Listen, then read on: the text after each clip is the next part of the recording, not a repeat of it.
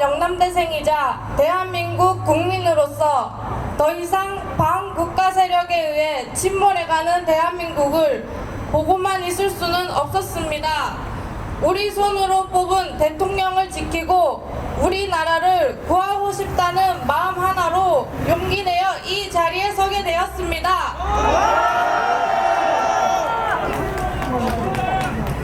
지난 12월 3일 윤석열 대통령님께서 비상계엄을 선포하셨습니다.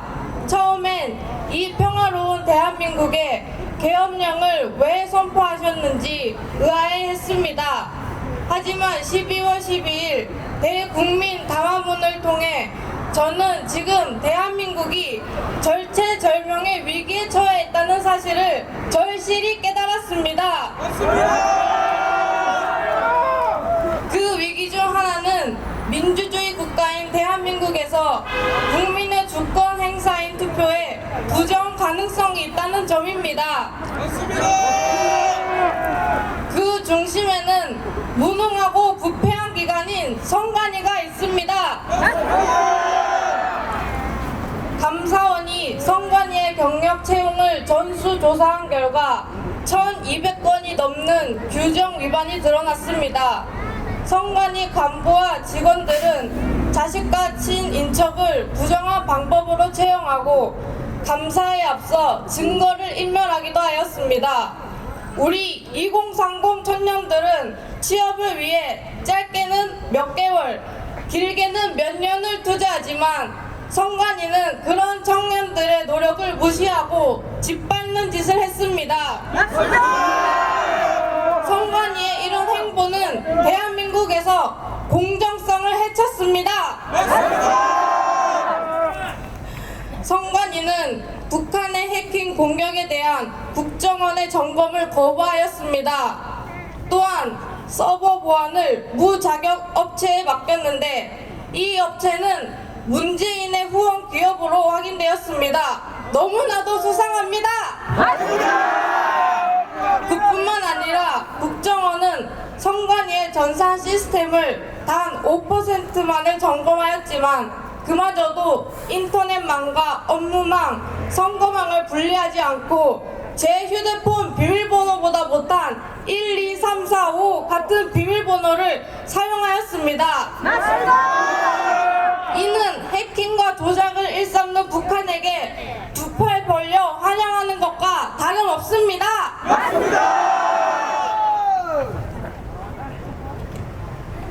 사전투표 개표에서 접지 않은 빳빳한 신권 다발 같은 투표지, 일장기 투표지, 배춧잎 투표지, 본드로 떡칠된 투표지 등 일반적인 투표지와는 다른 비정상적인 투표지가 다수 발견되었습니다. 선관위는 빳빳한 투표지가 형상 복원 능력이 있다는 동영상을 게시하였으나 이를 소리 소문 없이 삭제하였습니다. 선관위는 떳떳하지 못하니 지운 것이 아니겠습니까? 또한 일장기 투표지에 대해 투표관리관은 본 적도 들은 적도 없다고 선거 무효 소송에서 직접 증언하였습니다. 한치의 오류도 없어야 하는 선거에서 이렇게 많은 비정상적인 투표지가 발견된 것에 대해 의심하지 않을 수 없습니다. 선관위는 대법관이 위원으로 있어 영장에 의한 압수수색이나 강제 수사가 불가능합니다. 선관위가 협조하지 않으면 부정선거 검증이 사실상 불가능합니다.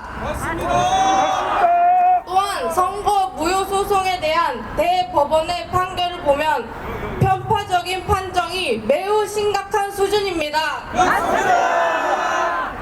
특히 선거에 관한 모든 정보는 선관위에게 있지만 대법원은 입증 책임을 원고인, 변호인 측에 있다고 한 부분에서 저는 도무지 이해할 수 없었습니다. 선관위는 무소불위의 권력을 가진 것이나 다름없습니다. 아무도 견제할 수 없는 기관이 존재한다면 그것은 부패하기 매우 쉬운 구조라고 생각합니다. 대법원도 사실상 선관위와 한패인 것과 다름없습니다.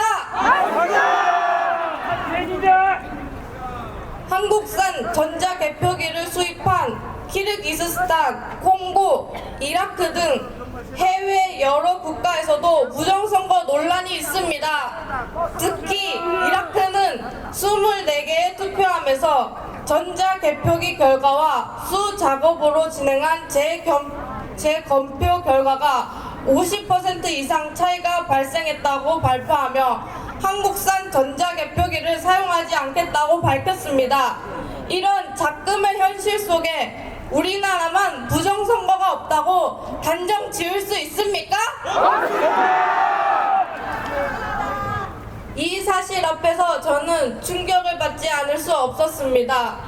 윤석열 대통령님께서 국회보다 더 많은 계엄군을 선관위에 투입하신 이유를 이해하게 되었습니다. 선관위는 그동안 어떤 의혹도 부정선거가 아니라고 같은 말만 되풀이했습니다. 하지만 이런 신뢰할 수 없는 기관을 어떻게 믿을 수 있겠습니까? 초등학교 반장 선거조차 대한민국 선거보다 더 투명하고 공정합니다. 지금의 선관위를 반드시 해체하여야 합니다.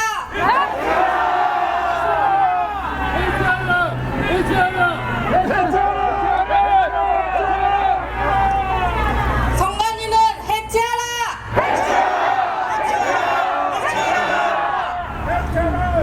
선거 과정에서 전자개표기를 없애고 사전투표를 폐지해야 합니다.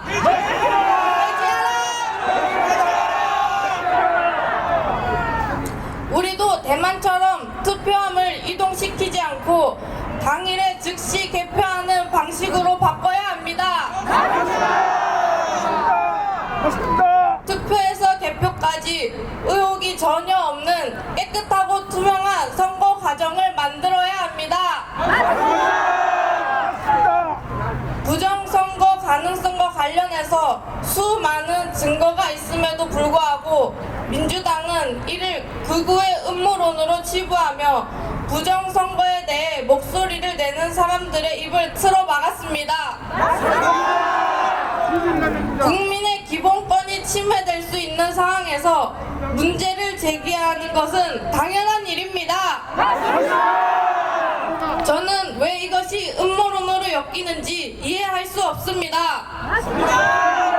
또한 민주당은 민주파출소 운영과 카카오톡과 유튜브 등을 통한 공산당식 검열을 시행하며 부정선거 음모론을 퍼뜨리는 사람들을 신고하도록 하였습니다. 더불어민주당은 정말 우리 국민을 위한 정당이 맞습니까?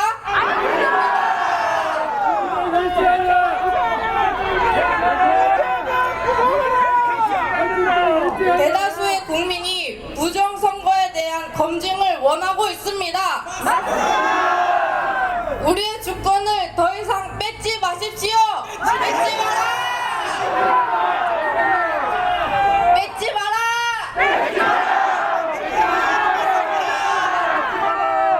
마지막으로 하고 싶은 말이 있습니다. 현재 우리 사회는 남녀 갈등, 세대 갈등, 지역 갈등 등 수많은 갈등으로 많이 병들어 있습니다. 조금만 의견이 달라도 서로 혐오하고 싸우는 모습을 보며 왜 우리 국민끼리 싸워야 하나 하는 생각에 마음이 아팠습니다. 그러나 이번 탄핵 정국에서 새로운 희망을 보았습니다. 저는 2월 1일 부산역 집회에 참여했습니다.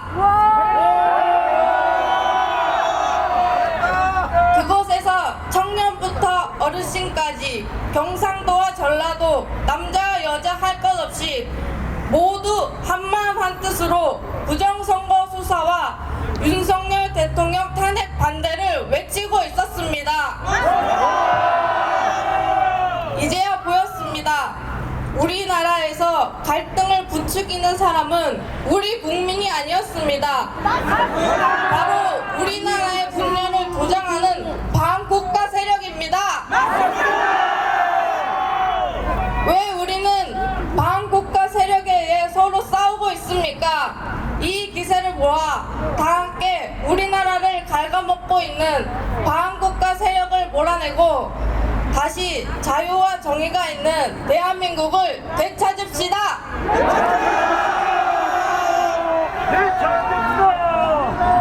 우리는 지금 힘들고 고된 상황 속에 놓여 있지만 이 역경의 끝에는 우리가 바라는 미래가 있을 것입니다.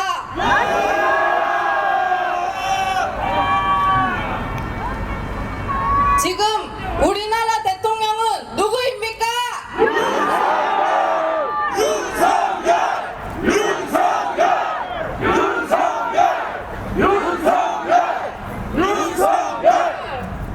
반국가 세력인 민주당을 척결하라!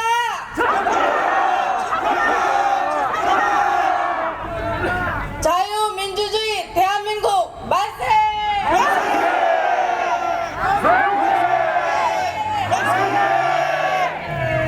탄핵 무효!